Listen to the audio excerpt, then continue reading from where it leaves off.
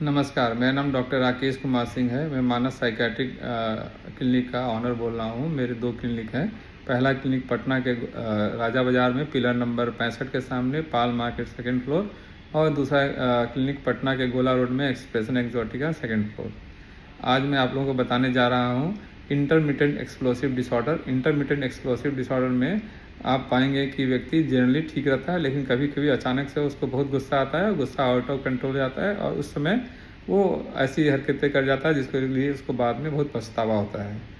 तो ये काफ़ी कॉमनली मिलता है आजकल, अब खासकर यूथ, टीनेज और थोड़ा यंग एडल्ट्स में ज़्यादा रहता है। धीरे धीरे एज के साथ ये थोड़ा कम टोन डाउन होता है, लेकिन इसको इम्पल्स कंट्रोल डिसऑर्डर के कैटेगरी में हम लोग रखते हैं।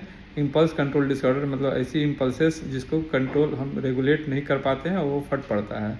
तो इंटरमिटेंट एक्सप्लोसिव डिसऑर्डर में इन बिटवीन द एपिसोड्स व्यक्ति एकदम सही होगा। हो सकता है ये एपिसोड ये गैप 1 दिन का हो, 10 दिन का हो सकता है 1 महीना ठीक हो, लेकिन जिस दिन वो व्यक्ति का जो एग्रेशन है फट पड़ता है, वो एग्रेशन आउट ऑफ कंट्रोल हो जाता है और इतना ज़्यादा बढ़ जाता है कि उसे वो सेल्फ हार्म या किसी और व्यक्ति को हार्म करता है, जो कि अगर वो ठंडे दिमाग में हो तो उसका वो इंटेंशन नहीं होगा बाद में, और उस चीज़ पे वो उसको पश्चाताप बहुत होता है कि लगता है कि मैं क्यों कर दिया। लेकिन फिर वो एपिसोड रिपीट करता है कुछ दिनों के बाद, कुछ हफ्तों के बाद, और इस तरह का एपिसोड बार बार रिपीट होता है। व्यक्ति ना चाहते हुए भी इस चीज़ में फंसा हुआ महसूस करता है। बाद में उसको बहुत शर्मिंदगी और बहुत लज्जा महसूस होती है कि मैंने ऐसा क्यों किया और मुझे इतना गुस्सा नहीं करना चाहिए था और अपने गुस्से पे काबू रखना चाहिए था। लेकिन उस क्षण में, उस टाइम में उसको वो काबू या कंट्रोल नहीं हो पाता है और वो ऐसा फट पड़ता है।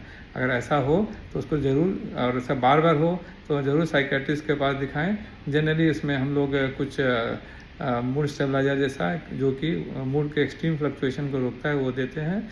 इसके अलावा थोड़े काउंसलिंग, साइकोथेरेपी करते हैं। इसके अलावा अगर आपको इंटरमिटेंट एक्सप्लोसिव डिसऑर्डर है तो किसी भी तरह का एडिक्शन जैसे कि टोबैको, अल्कोहल, कैनबिस, ये सबसे दूर रहें, क्योंकि ये मूड स्विंग्स को, ये सारे एडिक्शंस इन लॉन्ग रन बढ़ाते हैं। इसके अलावा कम से कम 1 घंटा physical exercise, yoga, meditation, relaxing चीज़ें करें। इसके अलावा थोड़ा म्यूज़िक या कुछ भी हॉबी है वो सुने, माइंड को रिलैक्स रखने की कोशिश करें। डीप ब्रीदिंग आप कर सकते हैं, और इसके बावजूद भी आपको अगर कंट्रोल नहीं होता है तो रेगुलर साइकियाट्रिस्ट के विजिट में लें और इस बीमारी को कंट्रोल करें। कई बार इस बीमारी का ग्रसित व्यक्ति किसी को बहुत ज़्यादा इतना नुकसान कर देता है कि उसका मर्डर या इस तरह का चीज़ या बहुत ज़्यादा हर्ट कर देता है। तो उस स्टेज में जाने से पहले अपना इलाज कराएं और ठीक हो जाएं। नमस्कार।